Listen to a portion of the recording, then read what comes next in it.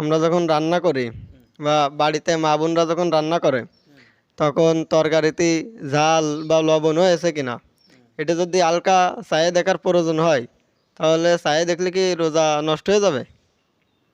তুমি একটা মারাত্মক সুন্দর প্রশ্ন করেছো, যা সচরাচর কেউ প্রশ্ন করে না। এই প্রশ্নটা সবার লাগবে, কিন্তু উত্তর যদি দিই সবাই অবাক হয়ে যাবে, হুজুর কি বলে।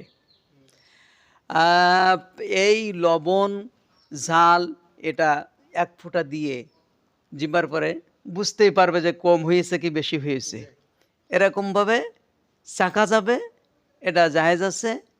আর এতে করে রোজা ভাঙবে না। যদি আন্দাজে পারা যায় রান্না করা তাহলে তো ভালো। আর যদি না যায়, স্বামী মারে যে লবণ বেশি হলো কেন, ঝাল বেশি হলো কেন, সেক্ষেত্রে একটু চেখে নিয়ে রান্না করা যাবে, এতে রোজা ভাঙবে না।